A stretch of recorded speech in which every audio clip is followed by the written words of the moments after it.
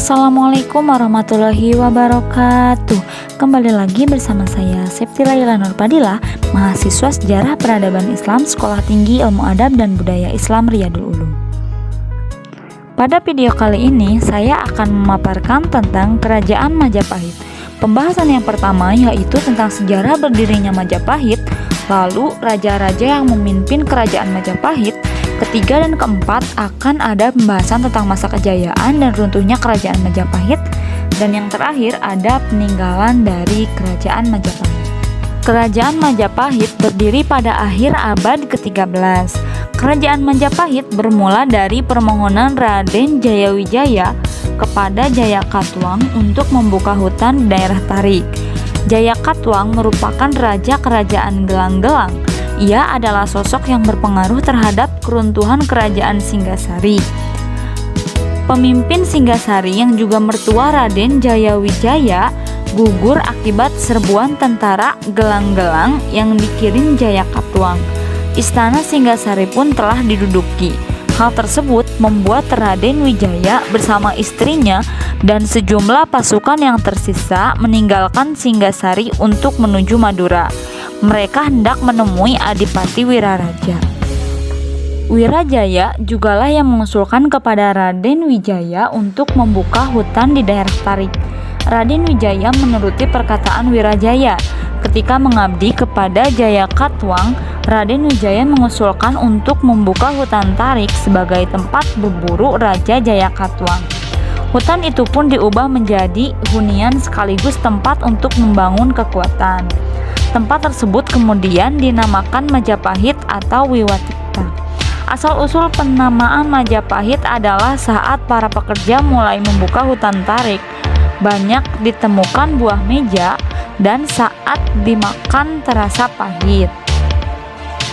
Raden Wijaya dan Wirajaya akhirnya mampu membangun kekuatan untuk menyerbu Jayakatwang.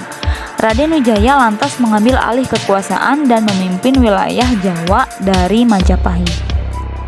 Pembahasan selanjutnya akan mengenai raja-raja yang memimpin Kerajaan Majapahit. Raja yang pertama yaitu Raja Wijaya. Raden Wijaya merupakan raja sekaligus pendiri Kerajaan Majapahit. Ia adalah raja pertama yang memerintah pada tahun 1293 sampai 1309 Masehi. Gelar raja yang ia peroleh ialah Kertajaya Jayawardhana. Kedua adalah Raja Jayanegara. Raja ini kemudian terkenal dengan sebutan nama Kala Gemet. Ia memerintah kerajaan dimulai dari tahun 1309 hingga 1328 Masehi. Gelar rajanya adalah Sri Jayanegara. Pada masa pemerintahannya, ia terkenal dengan beberapa pemberontakan. Contohnya adalah pemberontakan Ranggawana. Yang ketiga adalah Raja Sri Gitarja. Raja Kerajaan Majapahit ketiga ini sebagai seorang putri dari Gayatri. Ia berkuasa pada tahun 1328 hingga 1350 Masehi dan bergelar Tibuana Tunggadewi. Pada masa-masa ini, nama Patih Gajah Mada kemudian muncul dan berhasil mengalahkan beberapa pemberontakan, sehingga kemudian diangkat menjadi Patih Majapahit. Yang keempat ada Raja Hayam Wuruk. Hayam Wuruk sebagai raja keempat Kerajaan Majapahit. Ia mulai memerintah kerajaan ini pada waktu usianya masih sangat muda, yaitu 16 tahun. Ia berkuasa dari tahun 1350 sampai 1389 Masehi. Gelar raja yang ia peroleh ialah Sri Raja Sanegara. Saat berkuasa, Kerajaan Majapahit kemudian berhasil mencapai puncak kejayaannya. Selanjutnya ada Raja Wikramawardhana dan juga Raja Suhita. Raja Wikramawardhana, ia merupakan raja yang memerintah Kerajaan Majapahit bagian timur pada tahun 1389 hingga 1429 Masehi. Ia kemudian wafat pada tahun 1429 Masehi. Lalu berlanjut kepada Raja Suhita.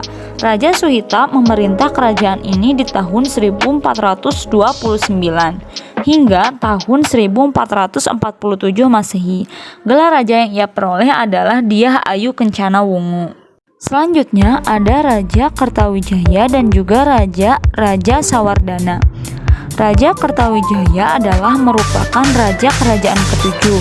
Ia menguasai pemerintahan kerajaan ini pada tahun 1447 hingga tahun 1451 Masehi. Raja ini cukup juga diberi gelar yang yaitu Brawijaya I. Sedangkan Raja Wasarmana, raja ini memerintah dimulai dari tahun 1451 hingga 1453 Masehi. Gelar yang ia peroleh adalah Brawijaya kedua. Selanjutnya ada Raja Purwarisesa dan juga Raja Brepandalas.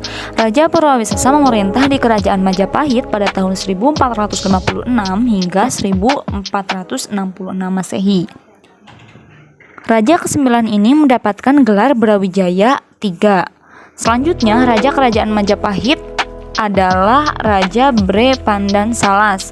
Ia berkuasa sejak tahun 1466 hingga 1468 Masehi dan memiliki gelar Brawijaya IV. Yang terakhir ada Raja Brekertabumi dan juga Raja Girindawardhana. Raja Brekertabumi ini merupakan raja ke-11 yang diberi gelar Brawijaya kelima. Ia berhasil menguasai kerajaan Majapahit selama 10 tahun lamanya, yaitu dari tahun 1468 hingga 1478 Masehi. Terakhir adalah Raja Girindawardhana, berkuasa dari tahun 1476 hingga tahun 1498 Masehi dengan gelar Brawijaya VI. Raja atau Patih Udara raja terakhir ini kemudian memerintah kerajaan pada tahun 1498 sampai 1518. Pembahasan selanjutnya adalah masa kejayaan kerajaan Majapahit. Nah, masa kepemimpinan Hayam Wuruk atau Sri Raja Sanagara pada tahun 1350 sampai 1389. Dengan melalui dukungan Gajah Mada, Hayam Wuruk kemudian mampu membawa kerajaan Majapahit pada masa kejayaan. Kerajaan Majapahit sendiri tidak hanya berhasil memperluas daerah kekuasaannya, kemudian kemakmuran sendiri benar-benar dirasakan seluruh rakyat yang bernaung di bawah panji-panji Majapahit.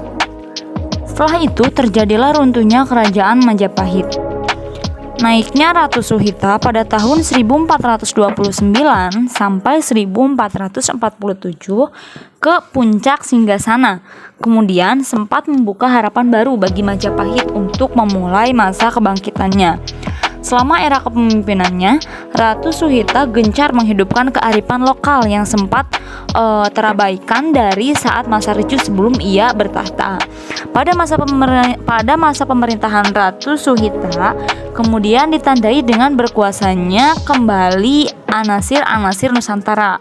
Berbagai tempat pemujaan ini didirikan di lereng-lereng gunung, serta bangunan-bangunan candi yang disusun sebagai punden berundak-undak, misalnya pada lereng Gunung Pananggungan, Gunung Lawu, dan lain sebagainya.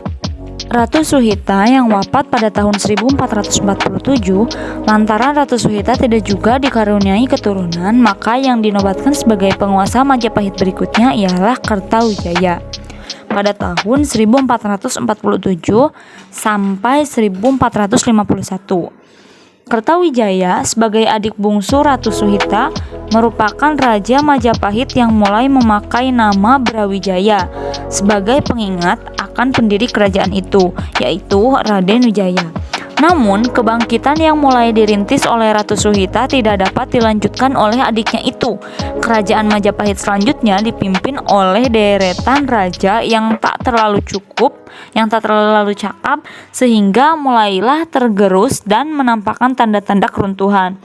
Pada masa-masa akhir Majapahit, dengan semakin dekat ketika munculnya Kesultanan Demak di Jawa Tengah, Kesultanan Demak sendiri merupakan kerajaan Islam pertama di Jawa yang didirikan justru oleh seorang pangeran dari Majapahit dengan nama Raden Patah.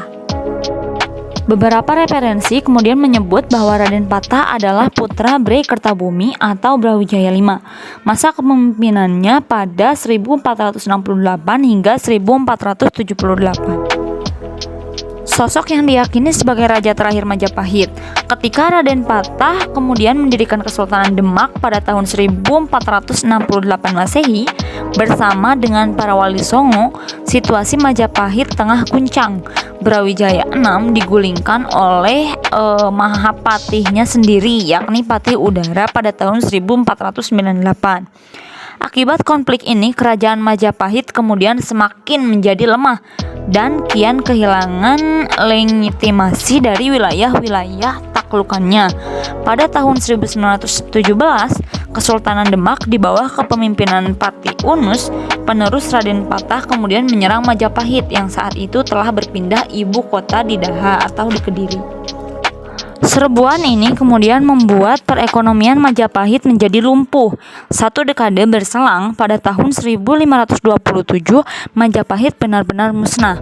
Serangan Kesultanan Demak yang saat itu dipimpin oleh Sultan Trenggana, adik Patih Unus, kemudian memungkasi riwayat Majapahit sepenuhnya. Setelah itu, Kesultanan Demak mengambil alih wilayah-wilayah Majapahit yang masih tersisa, sekaligus memantapkan diri sebagai kekuatan utama baru di Pulau Jawa. Ada peninggalan-peninggalan dari Kerajaan Majapahit. Terdapat 7 peninggalan yang diketahui. Pertama ada Prasasti Wuwer, kedua ada Prasasti Kudadu, ketiga ada Prasasti Sukamerta, keempat ada Prasasti Balawi, kelima ada Prasasti Prapancasapura, Prasasti Parung yang keenam, dan yang terakhir ada Prasasti Canggu. Sekian yang bisa saya sampaikan, semoga bermanfaat. Wassalamualaikum warahmatullahi wabarakatuh.